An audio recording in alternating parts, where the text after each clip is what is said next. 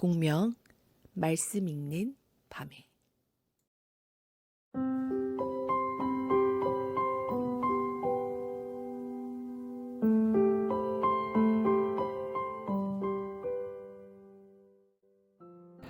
샬롬을 전합니다. 공명 말씀 읽는 밤의 지기 백흥현 목사입니다. 며칠 비가 잠깐 오더니 다시 찌는 무더위가 시작되었습니다. 날씨를 결정하는 건 내가 할 수 없는 영역이지만 날씨를 대하는 나의 자세와 생각은 충분히 다르게 해석할 수 있지 않을까요?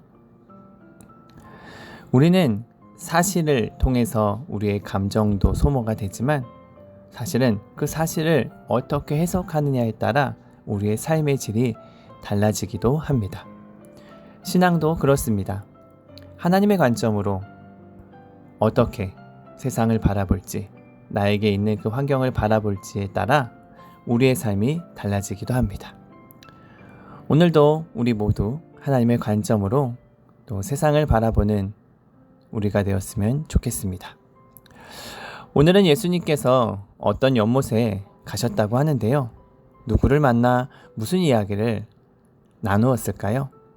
이제 이모들이 들려주는 공명 말씀 읽는 밤에 시작해 보겠습니다.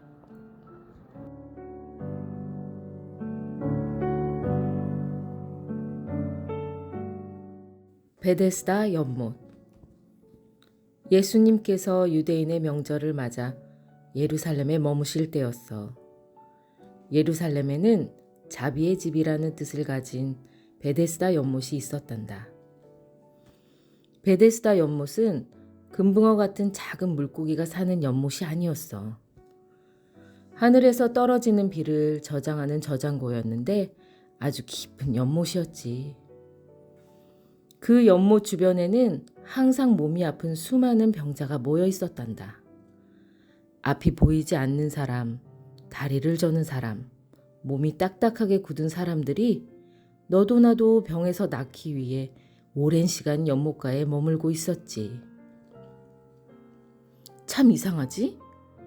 왜 아픈 사람들이 병원에 가지 않고 연못에 모여 있었을까? 왜냐하면 베데스다 연못에는 아주 가끔 하나님의 천사가 내려와 물을 휘저었는데 물이 출렁이며 움직일 때 가장 먼저 연못에 들어가는 사람은 어떤 병을 가지고 있더라도 깨끗하게 나았거든. 그래서 아픈 사람들은 병에서 낫고 싶은 간절한 마음에 물이 출렁거리길 간절히 기다렸단다. 그곳에 38년 동안 병을 앓아온 한 남자가 있었어. 그 사람은 너무 오랫동안 병에 걸려 누워 있었기 때문에 몸이 돌덩이처럼 딱딱하게 굳어 있었단다. 다른 사람의 도움 없이는 한 발짝도 움직일 수가 없었지. 그래서 천사가 내려와 연못이 출렁거릴 때 재빨리 연못으로 들어갈 수가 없었어. 병든 남자는 너무도 슬펐어. 그는 38년 동안 다른 사람이 병에서 낫는 기적을 보며 부러워할 수밖에 없었단다. 베데스다 연못에 오신 예수님은 그 남자가 오랫동안 병에 걸려 힘들어하고 있다는 것을 알고 계셨지. 병든 남자를 불쌍히 여기신 예수님이 그에게 다가가셨어. 그러고는 몸을 낮추고 누워있는 병자에게 말씀하셨단다.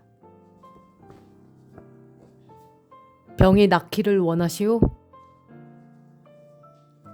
병든 남자는 자기에게 말을 거는 예수님을 향해 속상한 얼굴을 하고는 풀이 죽은 목소리로 말했어. 선생님, 물이 움직이기 시작할 때 제가 연못 안으로 들어갈 수 있게 도와주는 사람이 없습니다. 제가 물속으로 들어가려고 하면 다른 사람이 저보다 앞서서 물속으로 들어갑니다. 병든 남자가 38년 동안 베데스다 연못에 있었지만 다들 각자 병을 고치기 위해 연못에 제일 먼저 들어가려고 노력했지 이 남자를 도와주려고 하진 않았단다. 예수님은 오랫동안 병에 걸려 희망을 잃은 남자에게 말씀하셨어. 일어나서 당신이 누워있던 자리를 들고 걸어가시오. 병든 남자는 일어나라는 예수님의 말씀을 듣고 처음엔 무슨 소리인가 싶어 어리둥절했단다.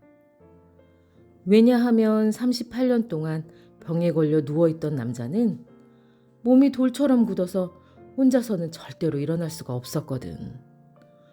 그런데 일어나 자리를 들고 걸어가라니. 과연 그게 가능할까? 당연하지. 예수님은 하나님의 아들이시기 때문에 말씀만으로도 병을 고치시는 분이란다. 병든 남자는 용기를 냈어.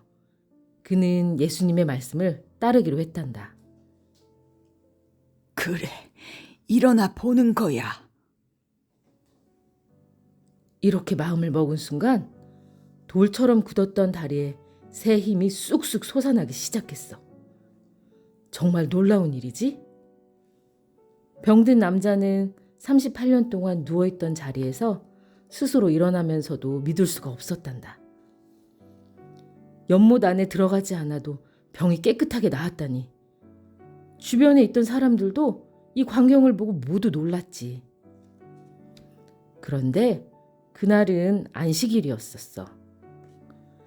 안식일은 지금의 주일을 말해. 그 당시 안식일엔 아무런 일도 하지 못하게 했단다. 일도 하면 안 되고 병을 고쳐서도 안 되었지. 하지만 예수님은 그러지 않으셨어. 사랑이 많으신 예수님은 잘못된 율법보다 약하고 병든 사람들을 먼저 생각하셨단다. 율법을 어기고 안식일에 38년 된 병자를 고치신 예수님을 보며 율법 학자들이 화가 난 얼굴로 씩씩거리며 말했단다. 이보시오. 안식일에 일을 하면 안 된다는 것을 모르시오? 안식일에 병자를 고친 당신은 잘못된 일을 하였어. 예수님은 안식일에 병을 고쳤다고 따지고 드는 율법 학자들을 보며 단호하게 말씀하셨어. 내 아버지께서 지금까지 항상 하시던 일이오. 그래서 나도 일하였소. 예수님이 하나님을 아버지라고 부르자 하나님을 함부로 부른다고 생각한 율법 학자들은 더 크게 화가 났단다. 그래서 그들은 어떻게 해서든 예수님을 없애려고 했단다. 하나님의 아들이신 예수님은 우리를 너무 사랑하신단다. 그래서 아픈 사람들을 그냥 두지 않으시고 고쳐주고 싶어 하셨지. 예수님의 말씀을 믿고 따를 때 우리는 하나님의 놀라운 기적을 보게 될 거란다.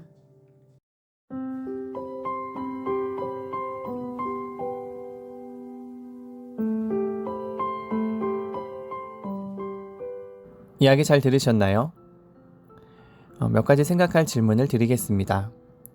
첫째, 예수님은 베데스다 연못에서 어떤 사람을 만났나요? 둘째, 38년 된 병자는 어떻게 고침을 받게 되었나요? 예수님은 베데스다 연못에 가셨습니다. 그곳에서 38년 된 병자를 만나게 되죠. 38년 된 병자는 연못에 들어가기 위해 부단히 노력했지만 지금껏 그 연못에 들어가지는 못했고 치료도 받지 못했습니다. 그러나 어느 날 예수님이 그에게 말을 걸었고 또 예수님의 말씀에 순종함으로 그는 걸을 수 있게 되었습니다. 치료받게 되는 그 지점이 연못에서 예수님을 향해 갈 때 그에게 회복이 일어나게 되었던 것이죠. 지금껏 38년 된 병자는 자신이 치료받지 못한 이유가 연못에 늦게 들어갔기 때문이라고 생각하면서 주변 사람들을 미워하는 마음이 컸었는데요. 그런데 이제는 이 38년 된 병자가 예수님을 바라보고 또 예수님의 말에 순종할 때 변화와 회복을 경험하게 되었답니다. 오늘 우리도 예수님을 바라보고 또 예수님의 말씀에 순종함으로 그런 회복과 은혜를 경험했으면 좋겠습니다. 다 함께 기도하겠습니다.